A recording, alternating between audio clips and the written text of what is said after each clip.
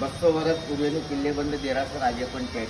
ત્યાં 200 વર્ષ જૂનું દેરાસર છે ગાંડલી ગામમાં. હા. ત્યાંથી પ્રતિમાને અહીંયા લાવ્યા છે. હા, અને ગાંધી એ સમયે વ્યાપારનું મોટું મથક હતું. ત્યાં ચોરો અને ડાકુઓનો ત્રાસ વધતા જૈનો પરિવાર સાથે આવીને અમલનેર આવીને વસે.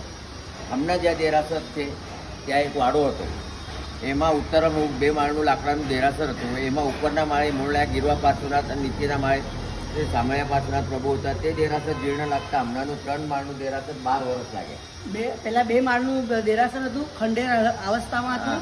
પછી ફાઇન દેરાસર બનાવ્યું અને બીજે માળે છે તે પાર્શ્વનાથ ભગવાન ગીરવા પાર્શ્વનાથ 108માં આવે છે તે વિરાજે છે.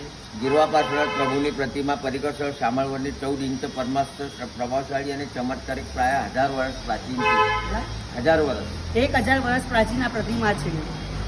શામળિયા પાર્શ્વનાથ પ્રભુની પ્રતિમા પરિકર સ્થળ શામળવડની પરમસ્ત 20 ઇંચ અંજન થયેલ આ પ્રતિમા મનોહર છે. તેમજ ઉપરના 3જા માળે અંતરિક્ષ પાર્શ્વનાથ ભગવાન અને બીજા 3 પાર્શ્વનાથ છે.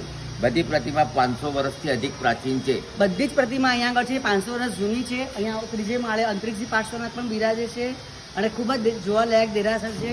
Thank you. જય જિનેન્દ્ર. જય જિનેન્દ્ર. તમારો આભાર. ઓહો, તમારું નામ શું છે? દીપિકાબેન ગાંધી From સુરતથી આવ્યા છે. સુરતથી આવ્યા છે.